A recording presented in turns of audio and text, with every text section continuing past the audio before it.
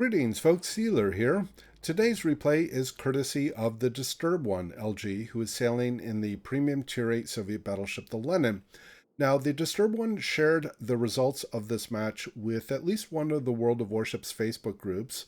I think he was quite proud of the results from this match, as I agree he should be, and he kindly accepted my offer to host the replay and give you a chance to view the replay as well. So thank you very much, the Disturb One, for sharing this match. This is a tier-VIII domination battle on Shards. There are no aircraft carriers, but there are quite a few destroyers, and that's going to have a significant influence on how this game goes. The Disturb One, his ship is commanded by the historical Soviet commander, Kuznetsov. He is working on a tank build. Notably, he is using one of the new upgrades available in the slot 5 upgrade position. He is using the ship consumable modification upgrade that increases the action time of consumables by 10%. Now, I've started this replay several minutes into the battle because the early going's a little bit slow. The Allies focus on getting Charlie and getting control of the north. The opponents have obviously gotten control of Alpha and initially Bravo, as the Disturb One is moving into the cap here and is currently capturing it uncontested. And we're going to spend the vast majority, the remainder of the time, in this very position as the Disturb One is looking to provide his team some center map control by capturing Bravo, which he will do here in about 30 seconds, as well as defend this area. Now, the Lenin having all three of its guns in the front means it cannot fire in the rear. And so the Disturb One is going to count on essentially a rear guard for much of the battle.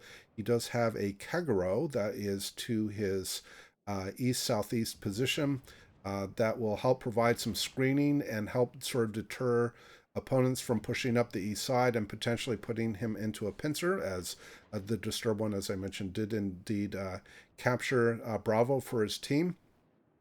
And one of the things that we're going to see in this battle is a few things. First is the opponents are going to make some interesting choices around how they approach their engagement here at Bravo, while the Disturb One and his allies are trying to keep things locked down here, as the Disturb One lands a beautiful 23,000 damage shot on the Fuso as it's sailing up the Alpha cap.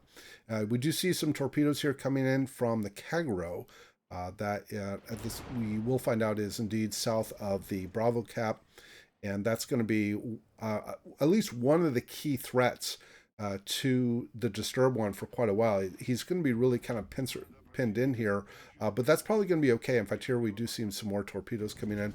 We do lose the Nagato that was over on the one line that was really kind of separated from the rest of the fleet. He was probably the remainder of whatever ships had gone over to the west side of the map.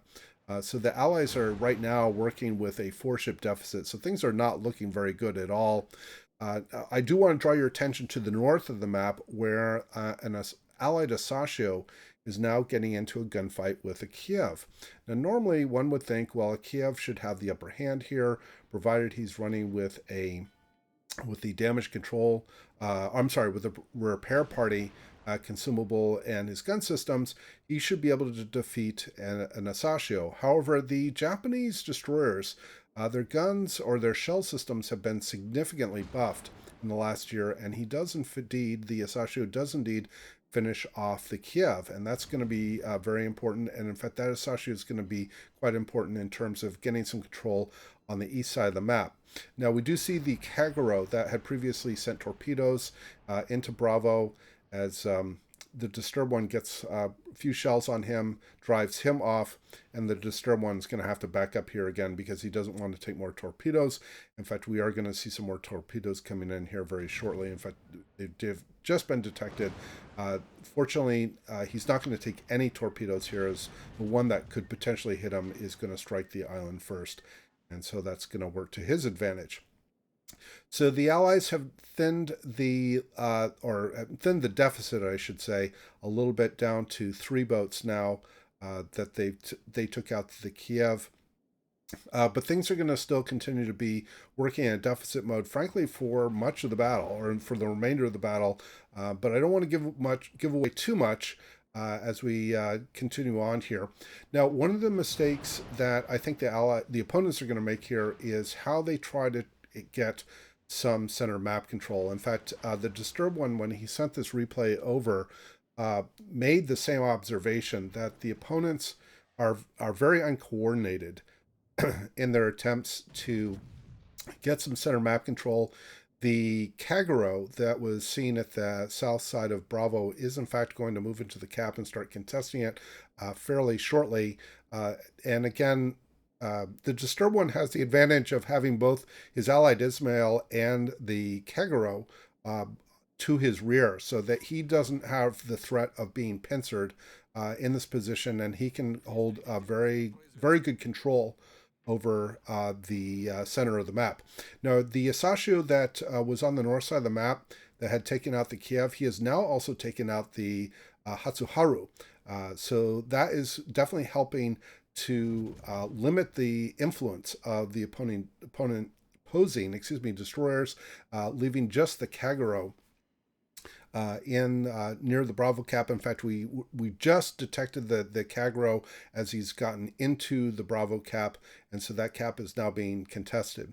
The Asashio that I mentioned earlier, that's over at the Charlie 3 location, he is actually in a pretty strong position to be able to provide some flanking torpedoes toward the opponents. There's the Lion and the Fuso, and he could be in a very strong position. In fact, we do see some torpedoes headed toward that group to basically keep them pushed off of the cap and pushed off of the flank. We do have a Pensacola that's moving in here, but a cruiser, especially one as fragile as the Pensacola, is not a ship to try to drive taking a cap, so he shouldn't be trying to push in here. Although he's going to survive, frankly, a little bit longer than I would have expected, given the level of the Allies' presence here. We do again detect the Kagero. Fortunately, the Allied Kagero is going to take down the last destroyer right there, and so now the opponents have no destroyers, and that is very important. So a little bit of a shout out here to the Asashio that's in the northwest, as well as the Kagero that's near Bravo, and their work to get all of the opposing destroyers out of the way. We see some torpedoes from the Allied Kagero that are moving north up the Bravo cap, and they are going to make a connection with the Pensacola and finish off the Pensacola. Now, the Disturb one's going to move back into Bravo, make sure that the opponents cannot take that cap. I think he wants to prioritize the Lion here because the Lion is very low health. He is going to fire a couple of shots here, but I don't think he makes any connections here because the terrain is simply too high.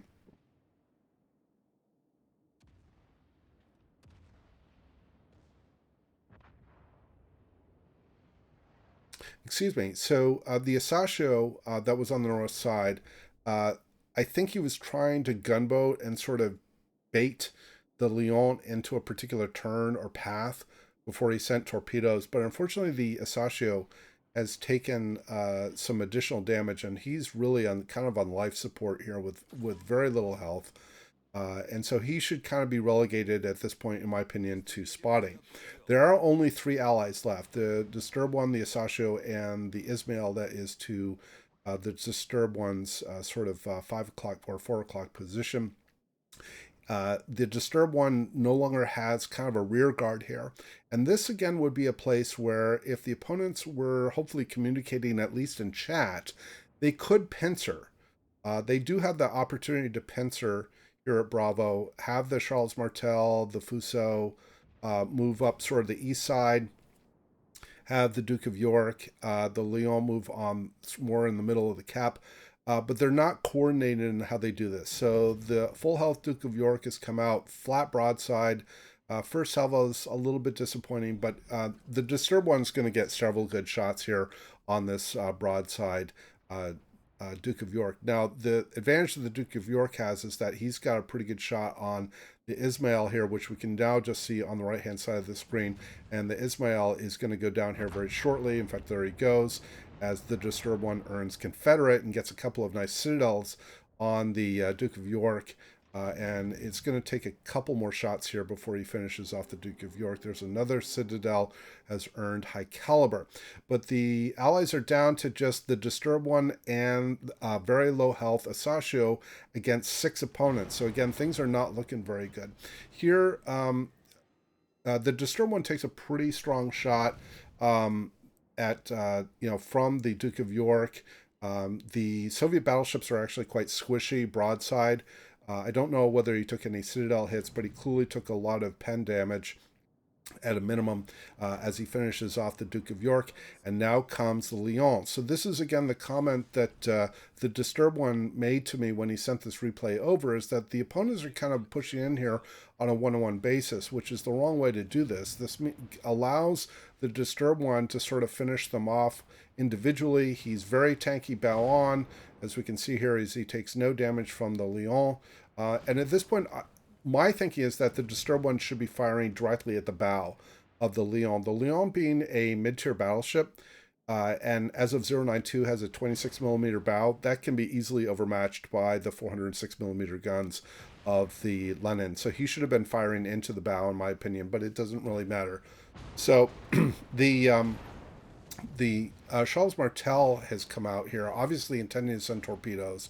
He is going to completely miss on his torpedo send, and he's going to end up T-boning the Leon. So again, this is not a very well coordinated engagement, as the Disturbed One gets a Citadel hit on the Charles Martel. He should now be focusing the Leon. The Leon could theoretically delete the Disturbed One in a drive-by, and the Disturbed One is going to fire into the bow here and finish off the Leon. And that's going to leave the Charles Martel. We do now see the Fuso is behind the Disturbed One. And in fact, I should point out here at this point, the Asashio did go down. So the Disturbed One is in a, well, in fact, I think he was up against 5 when the Asashio went down. So this is a solo warrior moment. He is going to finish off the Charles Martel here with a couple more shots. He obviously was getting a lot of overpens, and that was probably quite frustrating. And I know a lot of battleship players are quite frustrated when they are shooting flat broadside at the waterline on some of these ships and getting nothing but overpens. He does indeed finish off the Charles Martel. The Leon, the Fuso here might have been able to finish off the Disturbed One if he had waited for the Disturbed One to complete his turn, but he doesn't end up doing that. The Disturbed One finishes off the Fuso, and that gives his team a firm lead of well more than 60 points.